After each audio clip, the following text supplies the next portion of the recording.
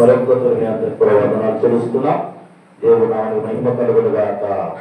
పరిశుద్ధ గ్రంథములో మనం చూస్తే మారు మనసుకు తగిన క్రియలు, ఈ మారు మనసు తగిన క్రియలు దినాన్ని మనం జ్ఞాపకం చేసుకుందాం. దేవుని యందు విశ్వాసం, దేవుని యందు నమ్మకం, దేవుని యందు మరి ప్రతిష్ఠితగా మనం జ్ఞాపకం చేసుకోవాలి. చూడండి, పరిశుద్ధ గ్రంథం తెరవబడని అపోస్తుల కార్యములు 10వ అధ్యాయము 30వ వచనం. అపోస్తుల కార్యములు 10వ అధ్యాయము 30వ వచనం మనం జ్ఞాపకం చేసుకుందాం.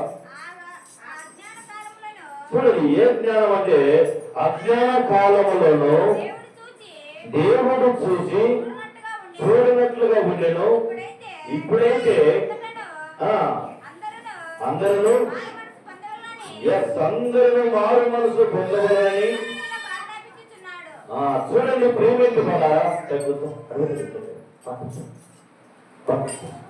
ఎక్కడంటే మారు మనసు తగిన క్రియలు ఏమనంటే దేవుని యొక్క మాట చూడండి. పూర్వపు కాలాల గురించి గుర్తిస్తున్నారు. పూర్వపు కాలాలు ఎలాంటి అంటే అజ్ఞాన కాలాలుగా మనం జ్ఞాపకం చేసుకుంటున్నాం. అజ్ఞాన కాలాలలో ఏమన్నాడు చూడండి, అజ్ఞాన కాలములను దేవుడు చూసి చూడనట్లుగా ఉన్నట్లుగా మనం చూస్తున్నాం. ఎవరైనా దేవుడు కలిగించిన ఆత్మలను చూసి చూడనట్టుగా తప్పు చేసిన వారిని పరిశోధిస్తే అందరం కూడా నశించబడుతున్నారు వారిని.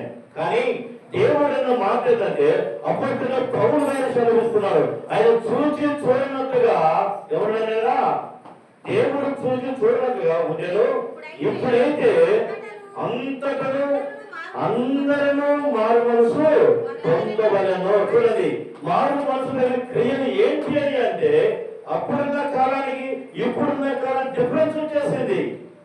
ఎసండి ఏమాత్రం దేవుడు పౌరులు అంటున్నారంటే మానవ మనసు లేని క్రియలలో అప్పటి కాలము అజ్ఞాన కాలంగా చూసి చూడనట్టుగా ఉన్నాడు, విని వినట్టుగా ఉన్నాడు.